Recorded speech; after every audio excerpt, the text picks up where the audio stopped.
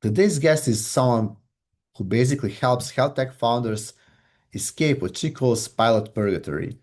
That place where your startup has a few great demos, everyone loves your product, and then nothing ever moves forward.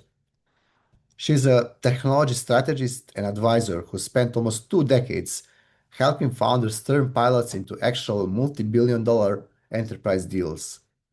She led product compliance and go-to-market strategy for software and wearable companies that have sold into companies like NHS, Bluebird Bio, American Red Cross, and Gilead, generating more than $2 billion in enterprise healthcare revenue.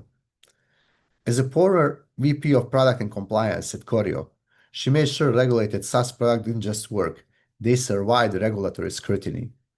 And now, through her work with Vahana Labs, she's helping founders go from great idea to signed enterprise contract. So, if you ever found yourself wondering why your product is stuck in pilot mode, this is the conversation you'll want to lean into. Arvita, tell us more about your current role. Right now, my work sits at the intersection of product, governance, and growth. At the Battery, I'm part of the selection committee and help shape the curriculum for AI native startups, especially those tackling regulated or enterprise markets. And outside of that, through Vahana Labs, I advise founders on how to align their technical, regulatory, and go-to-market decisions early so they don't paint themselves into a corner later. My portfolio spans things like health tech, enterprise SaaS, applied AI, generally just like founders who are trying to build trustworthy systems and not just shiny demos. What are the most common challenges early stage AI founders run into when they are building their first teams? Yeah, the most common early stage challenges I see are premature scaling for complexity. There's founders who are building like they already have product market fit and they're like either hiring before they've got validated user value or layering on more complexity before they've really nailed that workflow. The other big one is like role confusion. And so folks trying to be both the visionary as well as the PM and like their scope just balloons. You need to really keep that scope small and have loops quickly, learning loops quickly. You help founders align technical decisions with business goals. Where do you see the biggest gaps between engineering execution and product strategy at this stage? That's a great question. So, as far as like product and technical alignment, the biggest gap I think I see is really around translation. So, like engineering teams are often optimizing for elegance or novelty, while the business really needs clarity on impact and differentiation. And so, when teams don't have that shared understanding, that means that the velocity doesn't turn into value. And so my job is usually to bring those two worlds together in the same room and get them speaking in the same language again. And I find that a shared artifact, like having a minimum viable objective, that can really help bridge that gap.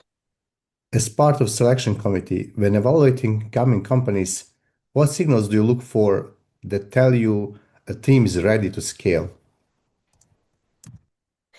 On the topic of selection, when I'm looking at new companies at the Battery, I'm not really looking for polish. I'm looking for coherence. Does the founder deeply understand their customer's problem? Is there a clear through line between the problem, the product, and the revenue model? And most importantly, does the team have a track record of learning fast?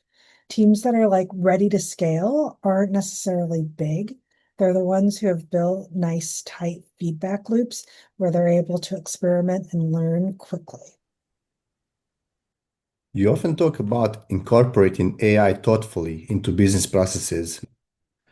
What does thoughtful look like in practice when you are working with the founders? Yeah, so that is a great question. what is thoughtful AI, right? So to me, thoughtful AI means starting with the why, not necessarily the can, uh, more of like the why should we. It's not about sprinkling a model on top of an app. It's not about the technological feasibility. It's about designing the workflow so AI can meaningfully reduce friction or reduce risk. And so I like to encourage founders to prototype governance in parallel with their AI. So that way they're defining their data sources, their audit trails, their model update processes.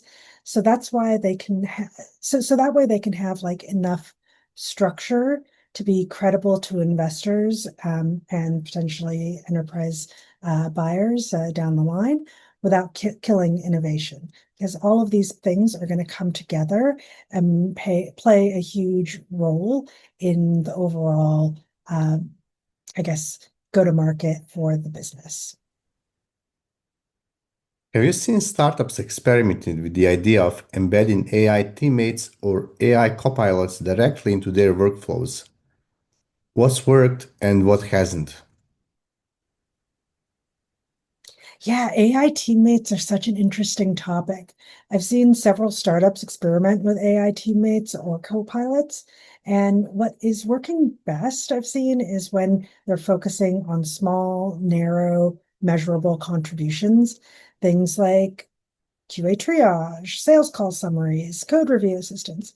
I've seen it fail when founders try to make it replace a team instead of augment it. And so, like, think full-blown AI SDRs, right? The human in the workflow still matters. And if you don't understand that human bottleneck, your AI won't deliver ROI.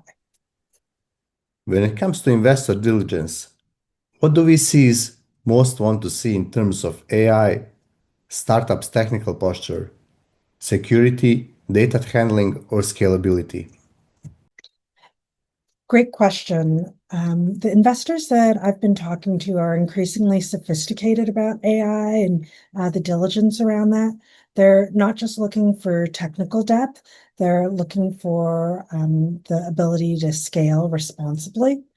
And the big areas that they're probing are around security, data provenance, and operational discipline. So, like from the security perspective, how are the data and model artifacts getting handled? On the data provenance side, like is it a clean and defensible data story from like a data rights perspective? And then, like on the operational discipline, how are they looking at versioning? How are you looking at monitoring and retraining? What are the criteria there? So, folks that can speak confidently to those three areas, I think will earn a lot of credibility in the room. Looking ahead, what do you think will separate the AI startups that thrive from the ones that stall out in the next couple of years? Ooh, that's a good one. What's happening in the next, or what are my predictions for the next 12 to 18 months? Um, I think that the startups that thrive are going to be the ones that integrate learning systems across every layer. So not just product, but in go-to-market, in customer engagement, and even hiring. I mean, AI is just moving so quickly that having static playbooks uh, will kill a company. And so companies that are able to treat AI as infrastructure and not magic are the ones that are going to survive. Those that rely on hype or like one clever model are going to stall once the novelty fades. When you see AI startups hiring their first engineers or product roles, what skills or qualities do you think make the biggest difference? Yeah, so for early hires, I think, really coming back to curiosity, first principles thinking, and, a certain sense of pragmatism, that's going to beat credentials every time. So folks who are able to ask, like, what problem are we solving before they ask, like, what stack are we using? You know, Product leaders who can handle ambiguity, but like still impose discipline. And, I think in AI startups, The biggest differentiator is going to be people who can operationalize experiments and not just run them. You've written about securing AI. What's the one question you think boards should always ask about startups' AI posture before they scale? So that board perspective is super interesting. I think that boards should always be asking, can we prove that our AI behaves as intended? And are we going to know when it doesn't?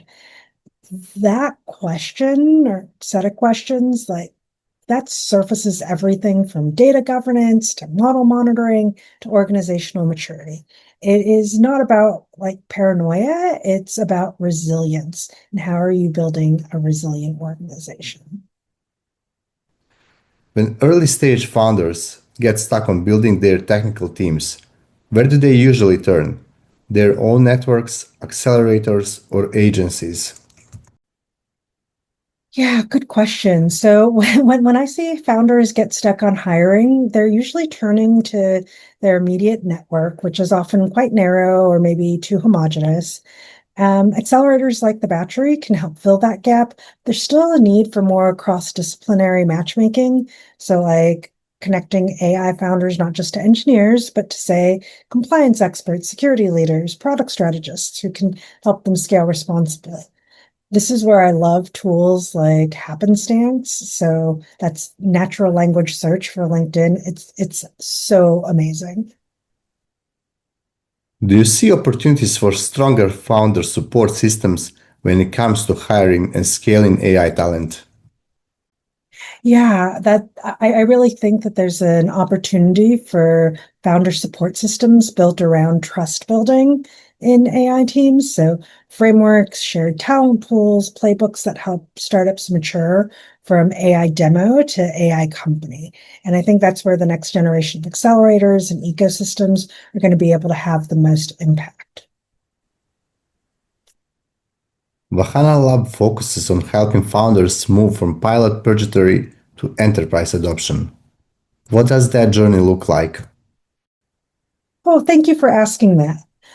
So most startups, I find that they stall not because their tech is failing, but because their customers can't buy them yet. So my work at Vahana Labs is really around diagnosing where that friction is. Sometimes it's security reviews or integration risk. Sometimes it's, data privacy or unclear ROI.